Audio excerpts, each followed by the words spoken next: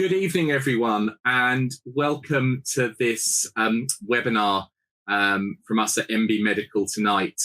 And we're going to deal tonight with a very important, very challenging topic, which is child sexual exploitation. So my name's James Booth. As well as being an MB course presenter, I'm also MB's safeguarding lead, and I work as a named GP for child safeguarding in Mid and South Essex. And co-presenting tonight, handling the Q&A, is Rob Walker. I'm just going to hand over to Rob to say hello quickly. Thank you very much, James. Yes, very good evening. Welcome. Thank you so much for joining us this evening and giving up your time. My name's Rob Walker. I'm a GP. I work down in Basingstoke 3 days a week and then work the MB team as well. But today, as James says, I'll be running the Q&A. So for those of you that haven't used this system before, there's a Q&A tab down at the bottom. Do send through any questions, reflections. As James says, this is a challenging topic. All of your questions come through anonymised. So if we send any information back, it will be anonymised. So do feel free to send anything you want to. And then we'll pick up some questions as we go along. But James, I'll hand back to you because I know we've got a lot to get through tonight. We have, but most importantly to start with, I just want to take the opportunity to say that, of course, safeguarding is an emotive topic, and particularly topics around the exploitation and abuse of children. We all bring our own contexts, our own histories, stories to training. Please, if anything's particularly difficult or triggering for you, please feel free to drop out at any time. Please do seek support if you need it. About anything that we talk about. And indeed, my MB Medical email will be at the end of this presentation, and I'm happy to help signpost people to support if they need it as well. And just we would ask in the chat when you're doing the Q&As, they are anonymised, but please be mindful of others when you post in the chat. We absolutely want people to share clinical concerns and stories, but just, and I know I don't really need to say this to an audience of healthcare professionals, but just please be mindful of what you're sharing. And also please make sure that anything you share that needs to be anonymised is. And that's also clearly crucial when we're dealing with safeguarding. So what we're going to work through tonight on quite a busy evening is we're going to look to get an understanding of what child sexual exploitation encompasses, what it is, how it's defined, and the enormous impact it has on survivors. We're going to look about how to sensitively handle disclosures and explore concerns. We're going to talk a bit about some reporting tools that you might not be aware of. And we're going to look at the end a little bit about the work of ICSA and the Truth Project. So that's the independent inquiry into child sexual abuse, which has now been published. And we're going to talk a little bit about one of the key outcomes of that inquiry, which is the soon to be put into law mandatory reporting of child sexual abuse and child sexual exploitation. So I'd like to think at the beginning about a patient story. So this is a real scenario that I've come across in my safeguarding work. It's a scenario from a little while ago, and I won't say which area the GP worked in to keep it anonymised. But Julia's story was one that I think we can all be potentially familiar with. Certainly, it's a story that any of us as GPs could encounter at any time in our working lives.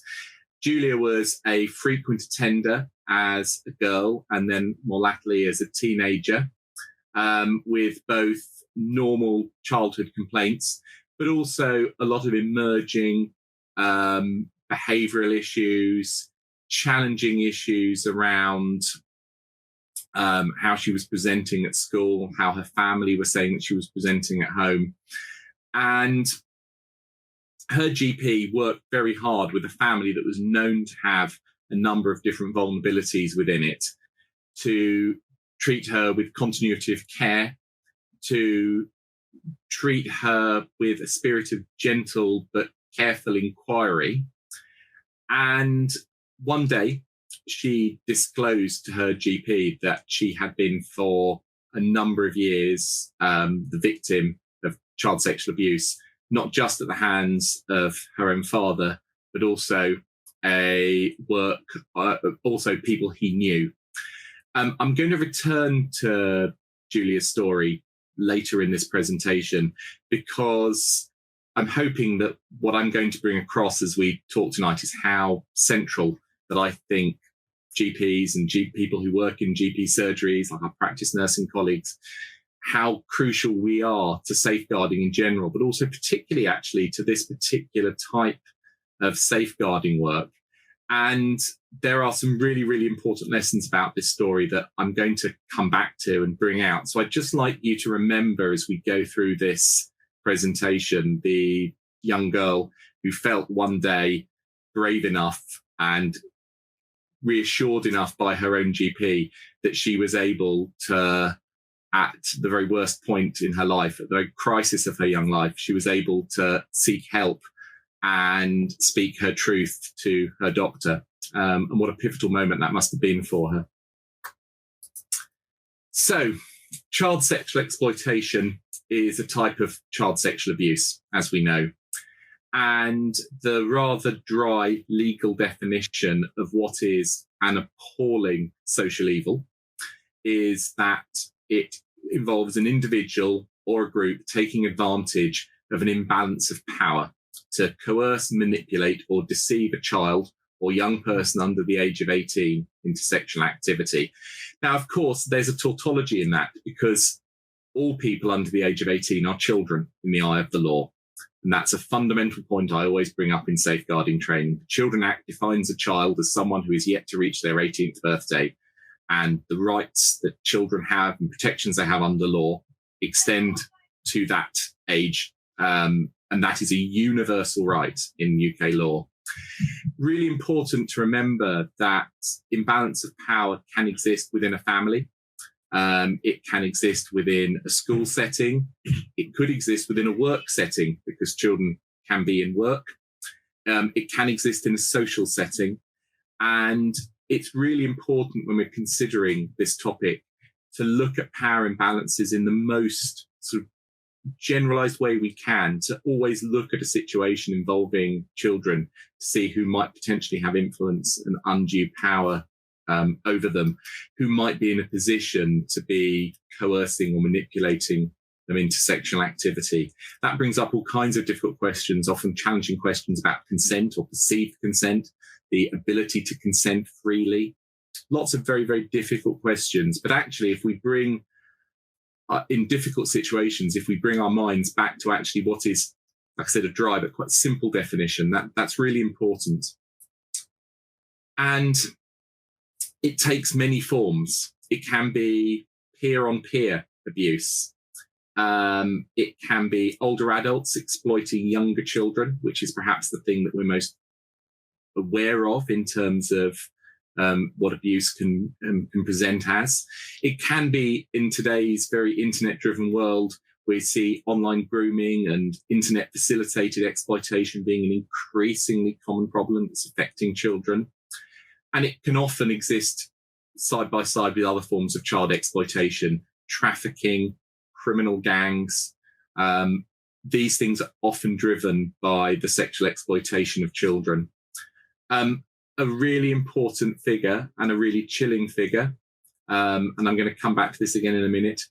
Peer-on-peer abuse is increasingly common, and in fact, 1/3 of cases of child sexual abuse are now perpetrated by another child, which is a stark and horrible figure, but one we must remember. And it is also still the commonest place to be abused is within your home by a close male relative. And that's a really important thing for us to bear in mind, because, of course, we've seen a number of cases reach very, very prominent national attention in recent years. So everyone is familiar with the dreadful, appalling career of abuse that's perpetrated by Jimmy Savile, which was so often directed against people he encountered through the NHS. Most of us have heard of the Rotherham and the Rochdale cases, where vulnerable girls were exploited in an organised, planned way by adult men, and how difficult it was to stop that. These stories reach the headlines, but many, many more don't.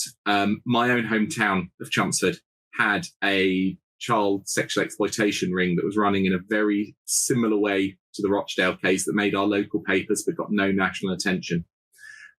For every one of these stories that hits the headlines, there are many, many, many more that we never hear about, that never get that public attention. And as we can see, these famous stories are very much the tip of an awful iceberg, a terrible indictment on society, in fact, that in 2021-22, there were 17,486 crimes logged by police where children have been sexually exploited. That's 48 offences a day. That was a 10% increase on the previous year. And it is really true in the safeguarding world that whereas many crime figures in the UK are falling, this type of offending is not. It's going up, or it feels like it's going up. That may be because it's being reported better, maybe better awareness. But these crime figures are rising. And as I said, a third of all police reported sexual offences are against children, and a third of those offences are perpetrated by another child. So we need to take the broadest possible view of this particular type of offending, this particular type of abuse. And we all need to accept that abuse is not something that happens elsewhere. It's not something that doesn't happen to patients who live in our area. It's not something that the practice in the vulnerable area probably sees a lot of, but we don't see very much of around here, which is something I've heard said to me in safeguarding training, actually, by other GPs.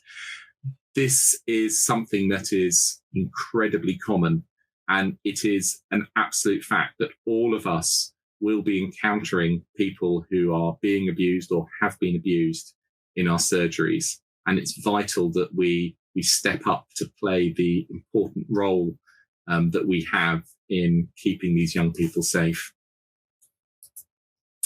This quote comes from a study that's 10 years old now, so an older study by NB standards. But I'd like everyone just to think about this statistic, because I think this really encompasses the prevalence figure that we're talking about. And bear in mind that these numbers have increased since 2012.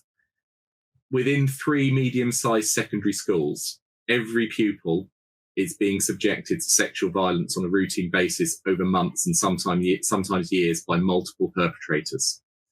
Within 20 medium-sized secondary schools, every child was displaying behaviours which indicated they were at significant risk of being sexually exploited.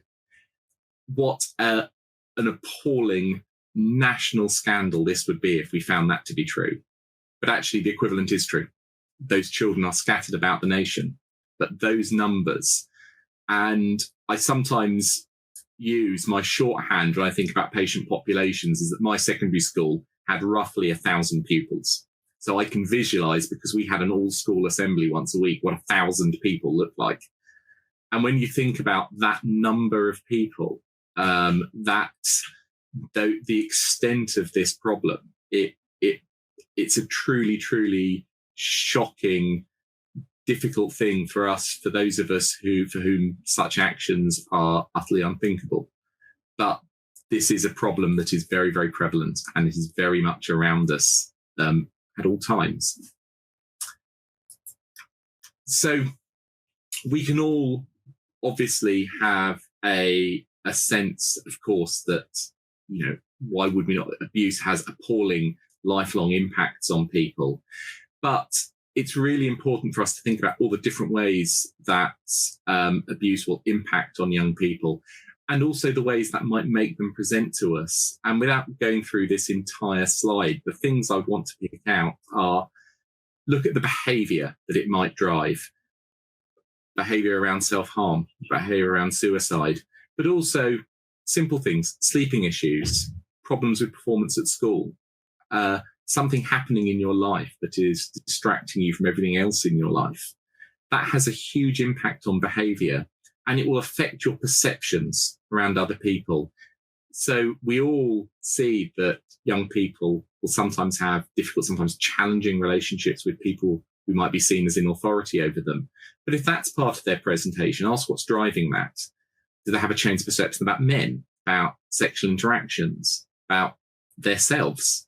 What's driving these sorts of behaviours? Look at feelings that might perhaps be relating to something that's happening in that child's life that you're as yet unaware of. Could it be something simple as anxiety, but perhaps a bit of hypervigilance? Are they experiencing nightmares? What's their self-esteem like? And I think looking at that very wide picture of all the different ways in which the terrible trauma that someone might be experiencing could present in the GP consultation when we see them, that's something that I'd really like us to be thinking about as we go through this presentation. We talk about some of the other associations, some of the risk factors that we see for sexual abuse. And so I'm going to come to our first poll question of the session. Please, these are a list of things that have been reported as being associated with child sexual exploitation, either as a risk factor or as a way it might present. Please tick which ones you think are genuinely associated with it in some way. And I'll just give you a few minutes just to do that.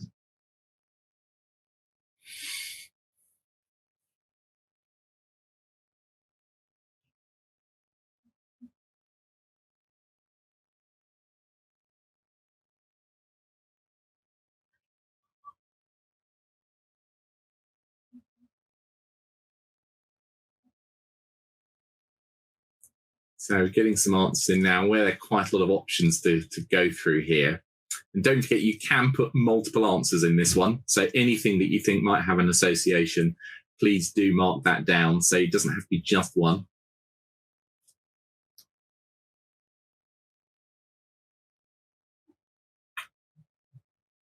Okay, so I think I might just move forward to the answers now because we have a lot to get through. So, yeah, well, actually, that's quite a good representative thing here, looking at those answers, because the answer is every single one of those has an association with child sexual exploitation. In fact, there are over 100 factors in the literature that have an association with it. It is the ways in which it can present, the ways in which it can manifest, the ways you might see it in our surgeries are incredibly complex. And perhaps the message around it is that need to keep an open mind, that need to be professionally curious. But we can try and systematize some of these risk factors to a degree, as much as that is possible with something that takes so many different forms. And really useful mnemonic, you can use the mnemonic safeguard to do this. So obviously, sexual health and behavior. So sexually transmitted infections, pregnancies, terminations, inappropriately sexualized behavior is clearly key when we're considering sexual abuse or exploitation. Absences from school, absences from home, children running away, children not being present in the family home for no reason. Familial abuse clearly can be, now familial abuse can be something that is associated itself with sexual abuse within the home.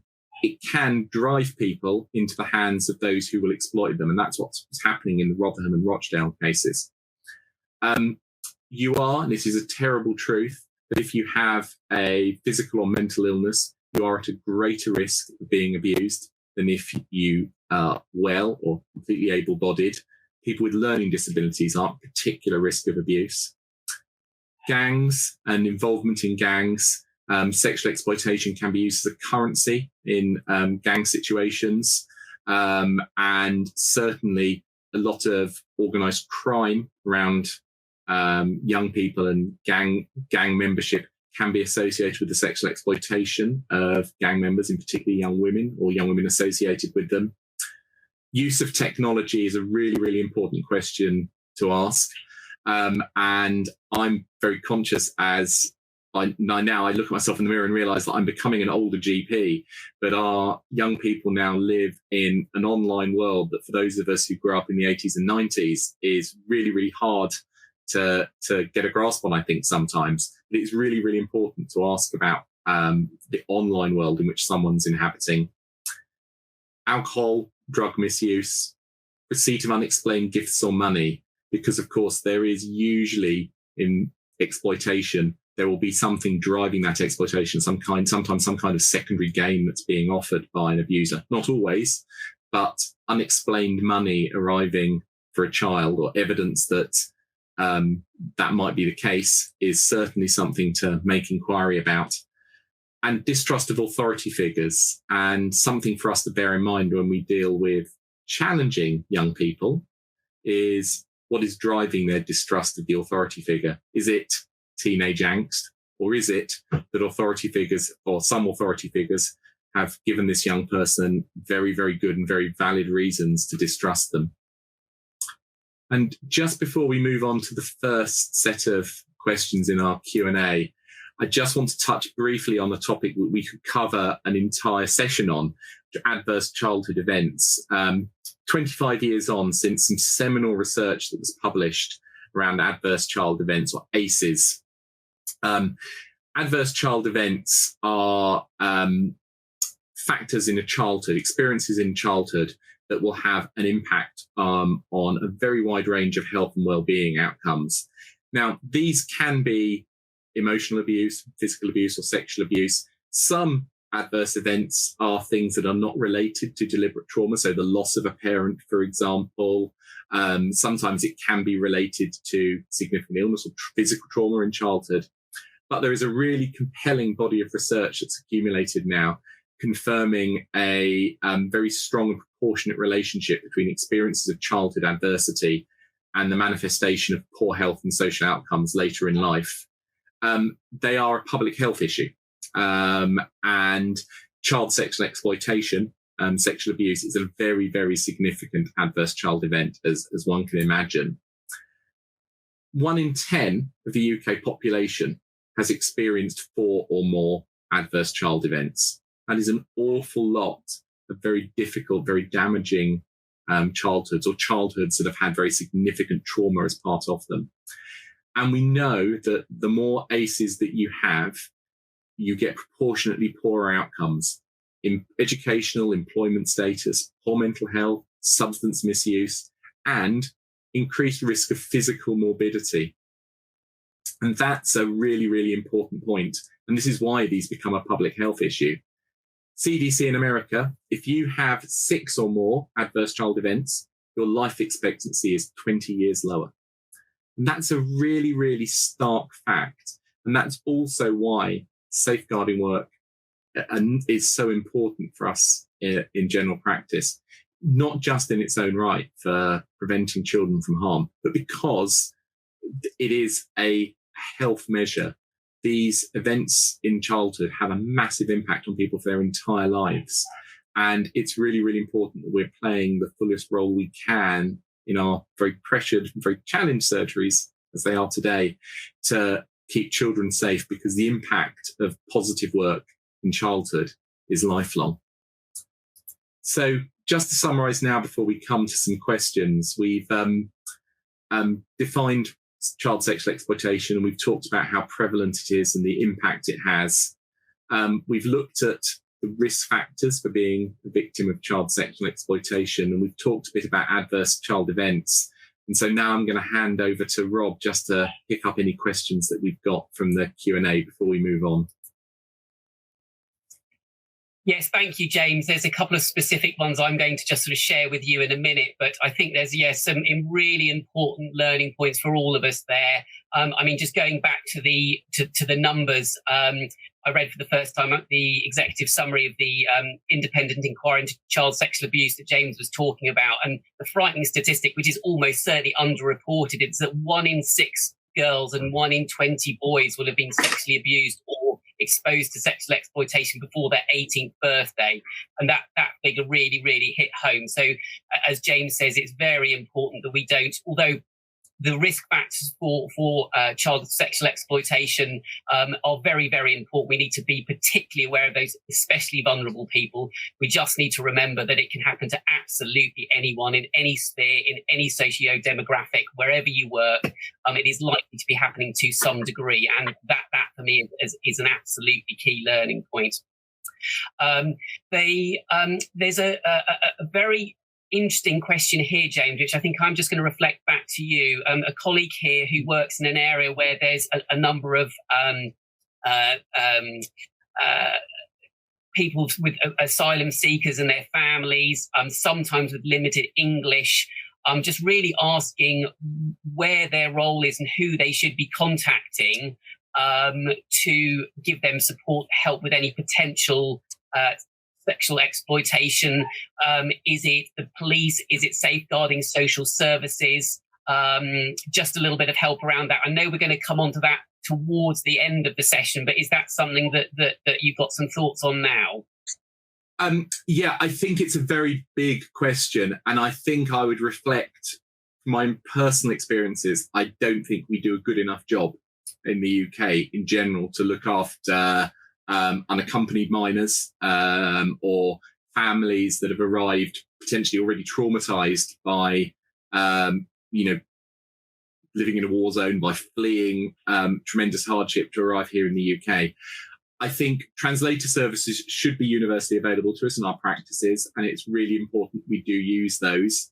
And I think that the answer to who gets involved is actually all of those people. It is really, really important. The key investigatory people who are responsible for investigating criminality of the police, of course, they will be partnered by social care, and we'll talk a little about how we respond to both those organisations later on. It is probably a question that we could fill an entire afternoon on, an entire day on. I think the important thing perhaps is that if we encounter people who are vulnerable in that way, then it's really, really important that we are advocating in our surgeries for them in the best possible way we can be. These people are all entitled to primary care, and much as we all work in very challenging times, advocating for people who are particularly vulnerable, I think, is a key role for the GP. I'm going to move on now to where I think general practice sits with this. See, the slides are going to be available. So some of these slides have quite a lot of guidance on them. So I'm going to go through just the key points on them. But I think the important take-home message is we need to ask more. We know now how prevalent this is. We need to be encouraging in every way we can disclosures. We need to be asking people to open up to us in the best possible ways that we can, because burdening oneself, carrying the burden of this terrible trauma around in silence is an immense harm to your health and well-being. But we also know that, absolutely understandably, health practitioners find conversations around this really challenging. But there are some tools that are available. So let's think first about how we might frame a conversation. And I'm going to talk here about a really, really important point that actually came up in some discussion that we had as a team when we were talking about this presentation, which is obviously one needs to talk about confidentiality and its limits when dealing with a young person. You know, that question that we all slightly dread as a GP of, if I tell you something, will you keep it a secret? Because, of course, the answer is quite often, no, I won't. And it is really important that if you are having conversations in confidence, that the limits of that confidence and the need sometimes to act to keep someone safer expressed. The other thing that I think is important, and this is true for all doctors, but perhaps particularly for male doctors, think about a chaperone for a history.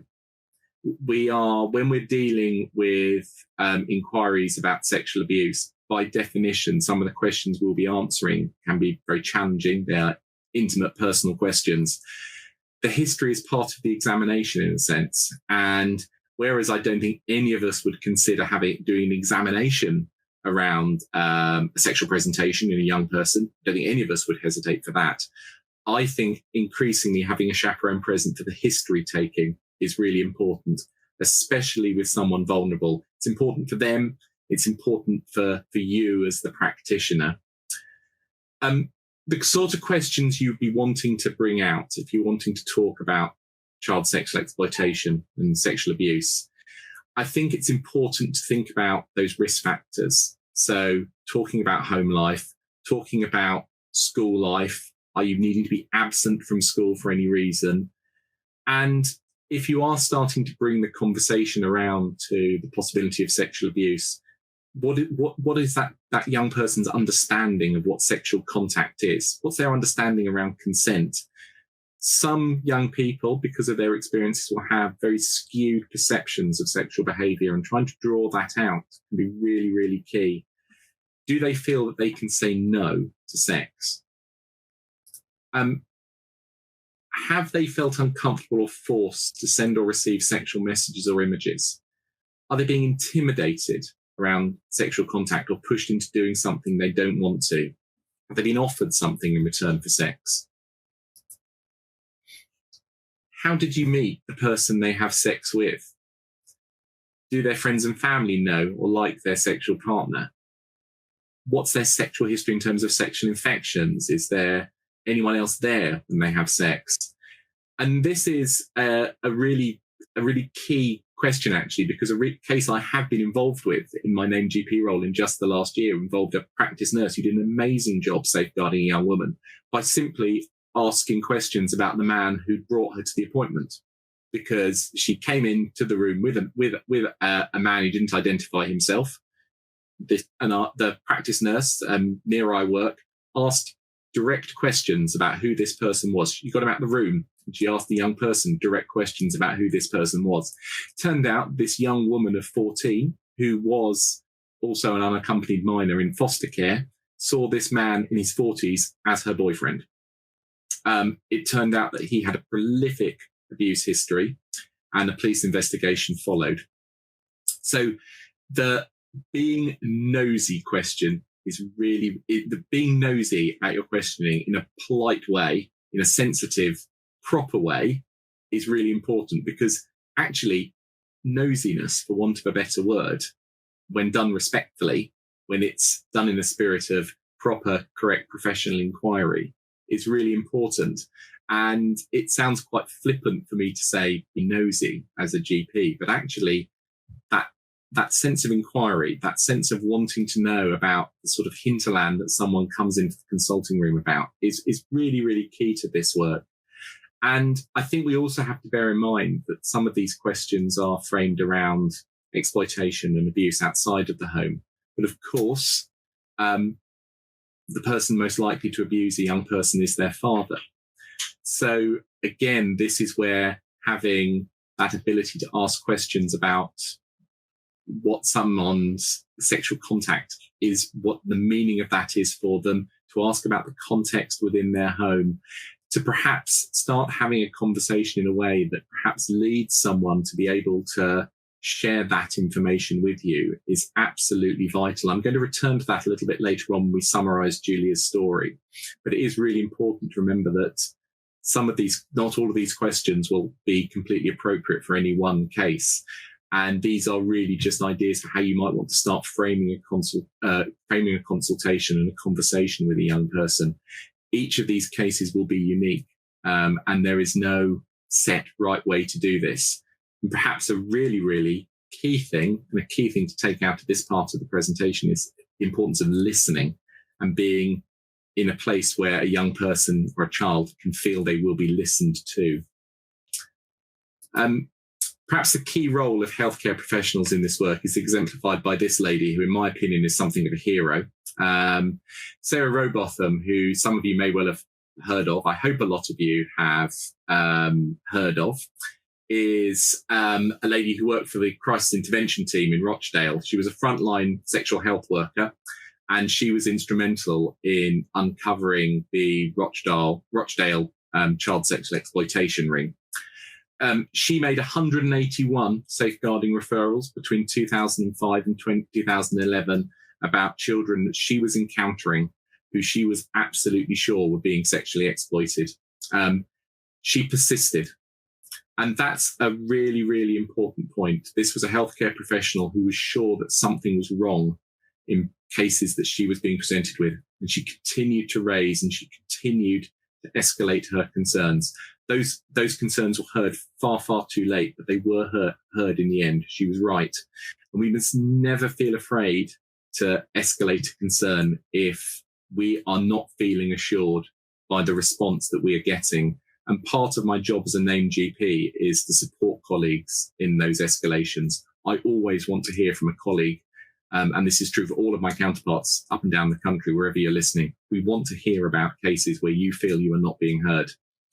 The sad note to her story was her role was made redundant in 2014 after she uncovered this ring and brought a huge number of people to safety. She is an honorary member of the NSPCC Council, has been duly recognised for the amazing work that she did. But I think it's really important to remember that in one of the key sexual exploitation cases that we've seen in the last 20 years in the UK, and one that really exemplified a really troubling and very prevalent pattern of abuse, it was a frontline NHS worker who brought that to light. In our roles in the NHS, we are absolutely key safeguarding professionals. And it's really important that we recognise that in ourselves. So our next question, who here is aware of any assessment or reporting tools for child sexual exploitation? I spotted one person mentioning one in the comments already, actually, so I know one person is going to say yes.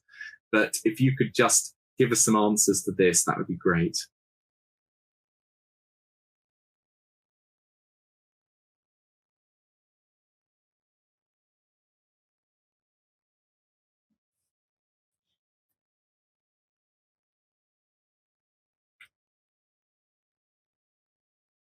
Okay.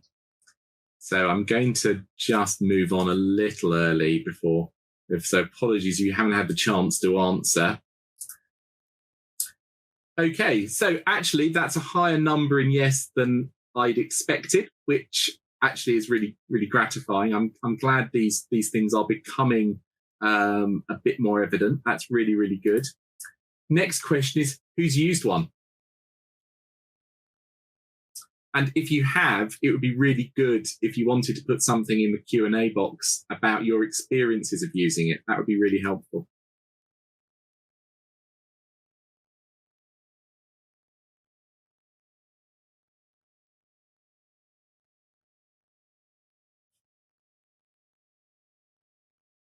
Okay, so we're getting some answers in now. Okay, so that perhaps is a bit more in line of what I'd expected. I think these tools are probably quite underused. So I'm just going to talk about a couple of things. So the most pragmatic one, I think, for general practice is CSIRC, which is the Child Sexual Exploitation Risk Questionnaire. It's designed for time-limited contacts with a healthcare professional, which I think by definition, we would all say that general practice is full of time-limited contacts these days. And the idea is that you have some initial screening questions, which are followed by more detailed questions if you choose. The choice of words that the CSIRC questionnaire recommends that we use is, I would like to ask you some questions to check that you are safe, no one is harming you or pressurizing you to have sex. And they would recommend that a child of between 10 and 17 presenting with one or more of the following. So contraception or STI testing, including emergency contraception or the morning after pill, pregnancy, drug or alcohol problems, self-harm, disclosure of sexual assault or sexual activity, or domestic violence. Domestic violence is an independent risk factor for sexual abuse. Then you should be looking at these 4 questions. Have you ever stayed out overnight or longer without permission from your parent or guardian? How old is your boyfriend or girlfriend or the person you have sex with? And an age difference score. Does your boyfriend or girlfriend or the person you have sex with stop you from doing things you want to do? And do you feel unsafe where you have sex? Now, I haven't put the full 15 questions, CSIRC 15, because it doesn't fit easily onto a slide, but it's very easy to find online. I think an important point about some of these questions are the age gap question is an important one, but bear in mind what we said earlier, that a third of child sexual abusers are also children. An age gap can absolutely be an enormous red flag, but an absent age gap does not mean a red flag isn't present. It is entirely reasonable for two 14-year-olds or two 15-year-olds to be in a situation where one of them is exploiting the other. And so I think sometimes, very understandably, we have this idea that the risk gets bigger as the gap enlarges. Remember that there is a risk in same age relationships as well. But these are a screening tool. And the answer would be that if you have a positive response to one or more of CSIRC questions or 5 or more CSIRC 15 questions, that indicates a significant risk and should trigger a referral. I do think that sometimes staying out late without your parents' permission might be a challenging social care referral in the real world. But I think as something to give us a little bit of a guidance framework to put on our questioning, I think CSIRC is useful. But remember, risk factors will be unique to the child. There are over 100 in the literature, as we talked about earlier.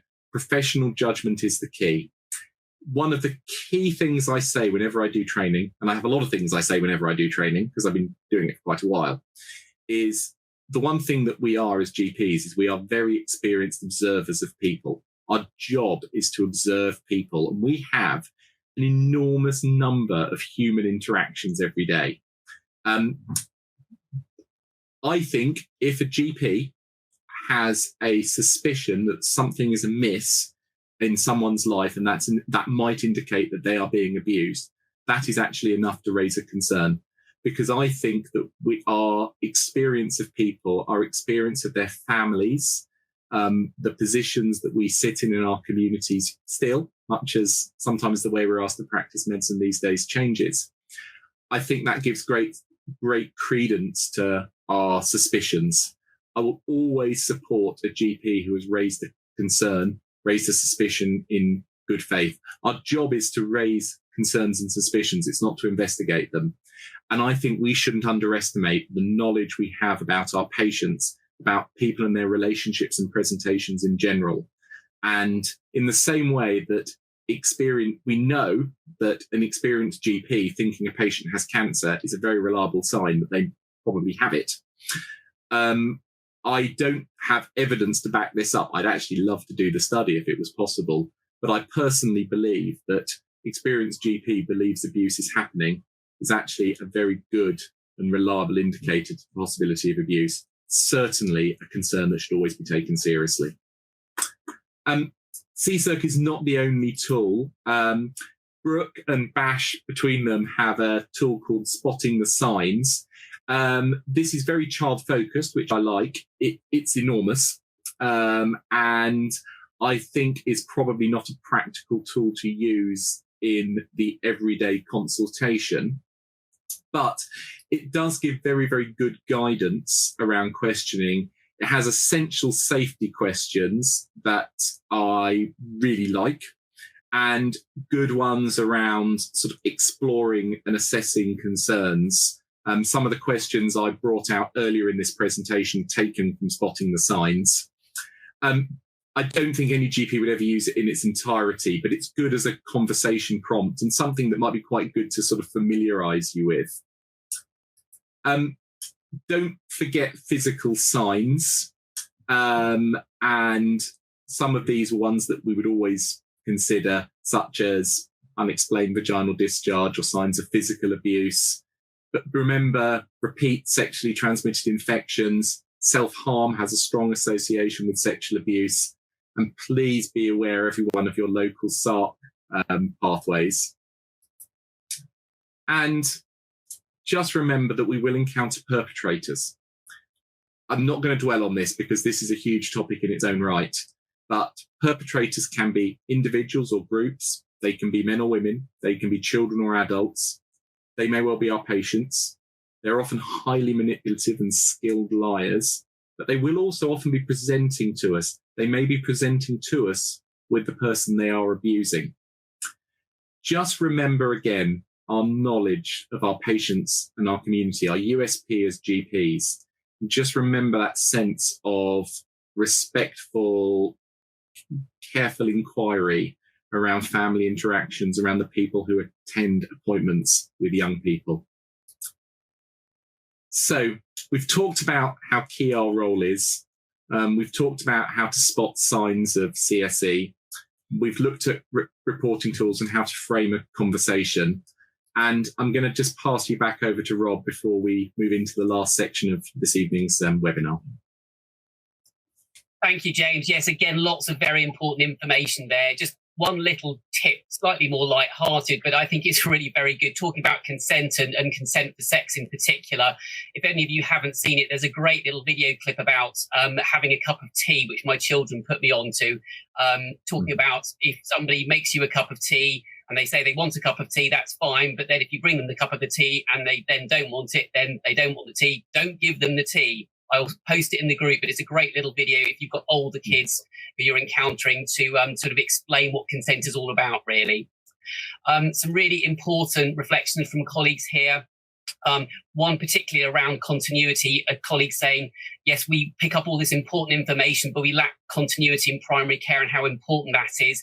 I completely agree. I work in a practice of 50,000 patients. It's really difficult with continuity. But what I think we can do to improve that is, much as you have patients that might have, say, cancer signs, make sure you put them back into your clinic. So really try and make sure we can get that continuity. As James has been saying, it's absolutely key to picking up any information as things are going along.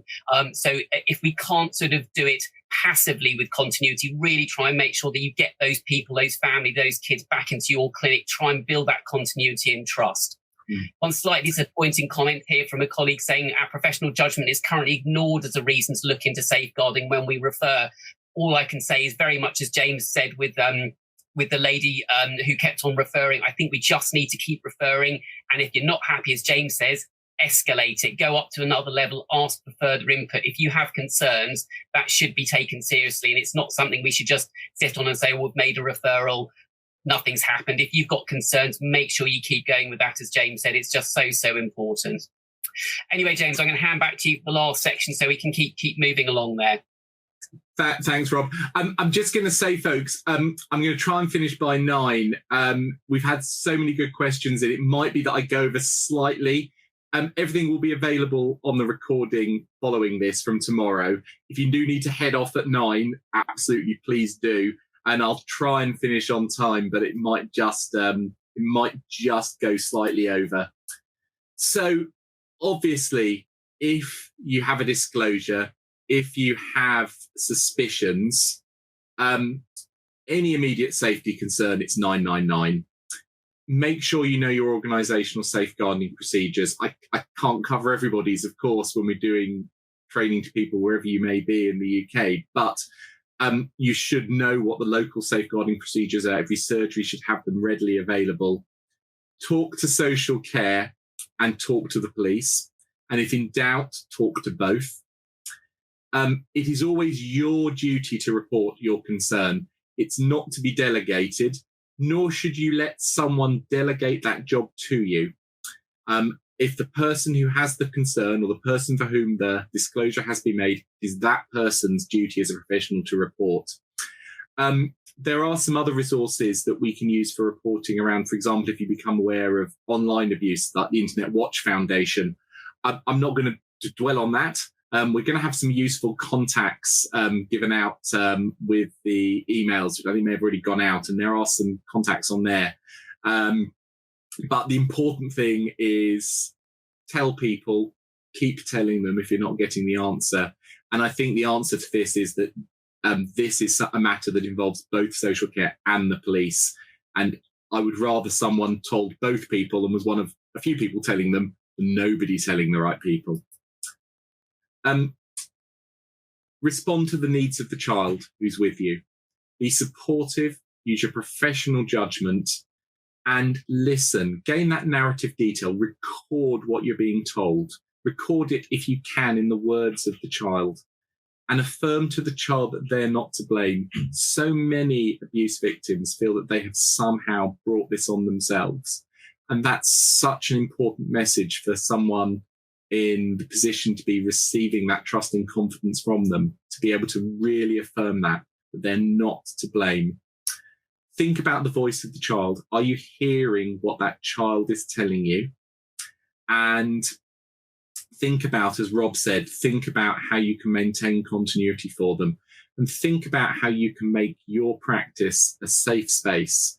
And by that, I mean both in the physical sense, but also in the sense of being an environment where someone feels the people around them are going to be safe people to talk to. I'm going to talk just very quickly about ICSA. Interesting, the Royal College is currently rewriting its safeguarding guidance and its training materials. And one of the things they're putting in as a level 3 attainment now is knowing what ICSA is. The independent inquiry into child sexual abuse was finally published after many years in October of last year. It was established in 2014, and some people might remember that there was a lot of controversy over who was going to chair it, and it drew together lots of independent inquiries into lots of particular cases. 15 different investigations, in fact, over 2 million pages of evidence, and an immense volume of work that went into looking into the current state of this terrible social evil and our response to it in the UK. The key recommendations that we should know about, one is going to be mandatory reporting, which we'll come on to shortly, a single core data set that will relate to tracking cases of exploitation and abuse, some work about legal protections for children in care and specialist therapeutic support for child victims, and some recommendations around disclosure and barring and compensation, which perhaps won't impact us directly as GPs, although of course all of our staff need to be subject to a DBS check. The government have accepted all bar one of the 20 recommendations ICSA made. Slightly concerningly, the one recommendation they didn't accept was painful procedures to encourage compliance in custodial settings, which I have personal views on, but there we go. But mandatory reporting is going to be the key one that potentially might change for us. The Truth Project was a really vital part of ICSA's work, and I really commend people to go and have a look at this. It's very easily available on the website. 6,000 victims and survivors were given the chance to share their stories. And what they do on the website is they share snippets like this of people's stories. And I've taken some of these quotes from the first few pages of that. There are 92 of those pages. I didn't have a childhood. I just existed. I was sexually abused by a Catholic brother, but he confessed it as a sin. Being made to believe that he was at fault. He was the person who had transgressed. I now know I was not to blame, and I wish I'd been believed. I wasn't believed. Trust. When he was abused by the woman her mum trusted to care for her. It's really, really good if you can just look at just some of these stories, because they are shockingly familiar to those of us who work in safeguarding. But it is really, really important to just to understand the huge lifelong impact that these survivors were willing to share to this project and have been willing to actually allow to be made public. So I really do commend people to go and have a look at the work on that this amazing bit of work that came out of ICSA. Mandatory reporting is a key ICSA recommendation.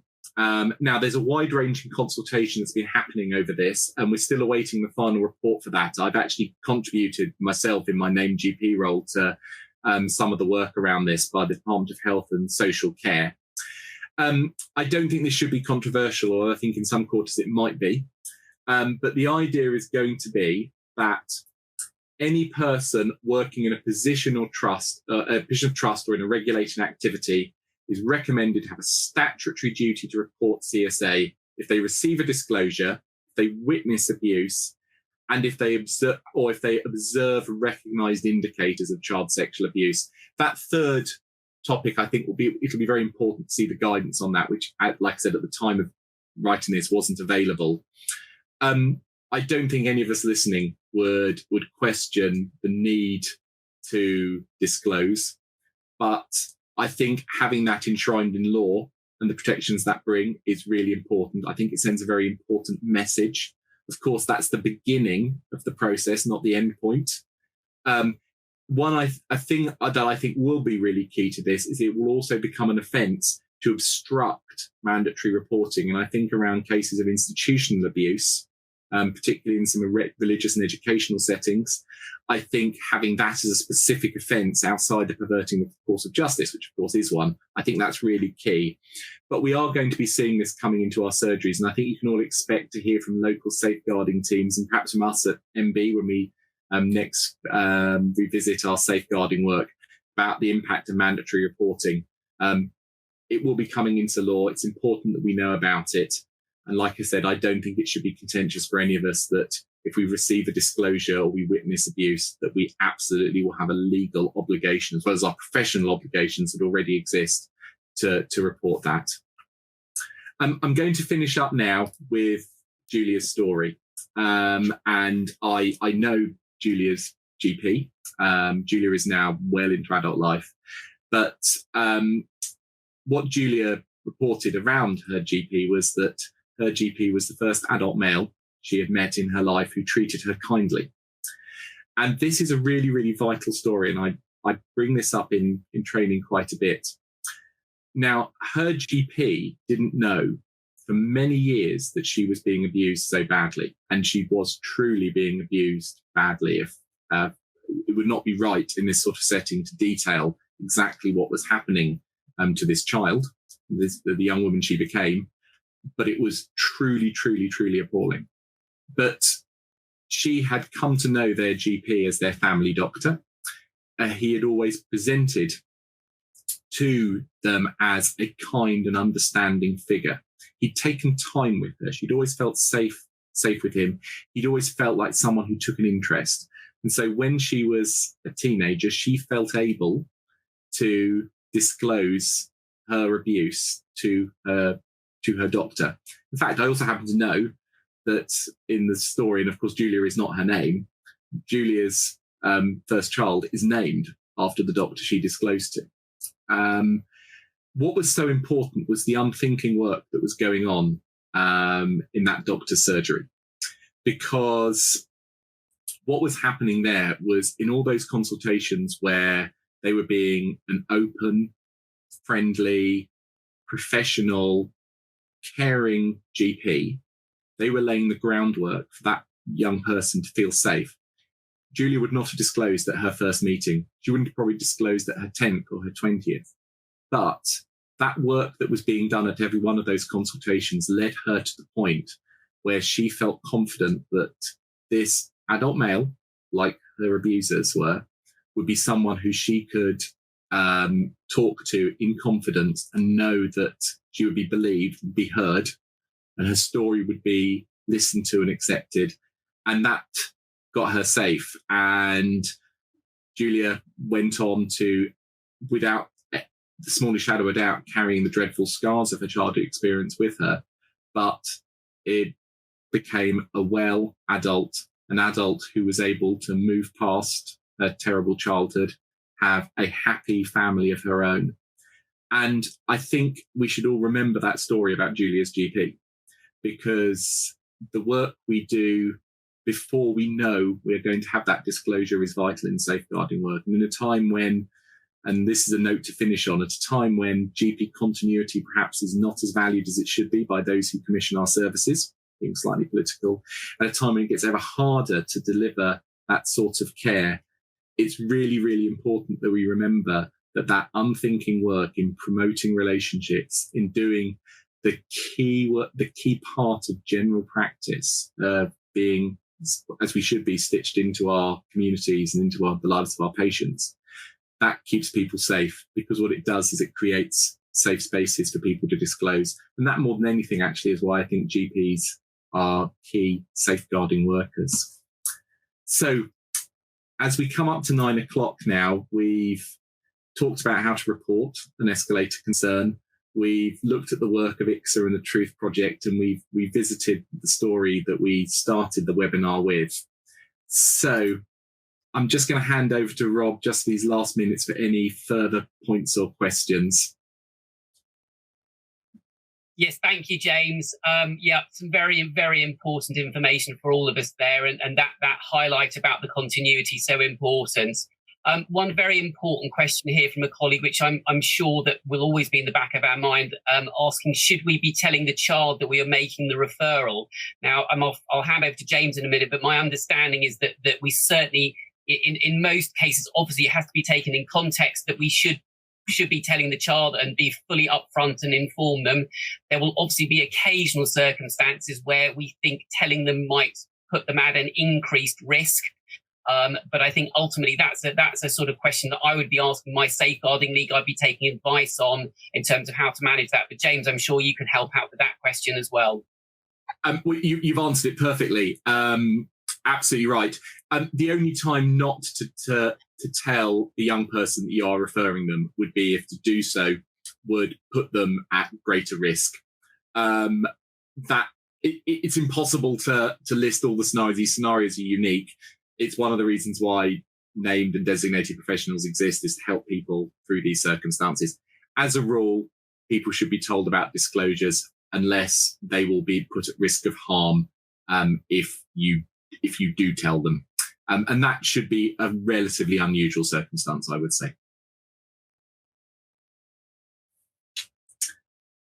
So what I'm going to do now is we have sent out some list of contacts that you might feel useful to have at your surgery. These are all national level contacts. And of course, you should all have your local safeguarding contacts on your wall. I was surprised the other day, I took my daughter to the dentist and found my name on his wall as the local named GP, which was slightly disconcerting. But these are some useful resources. The work of CEOP is really interesting. And some of these websites have really, really good resources for how to support children and young people on as well.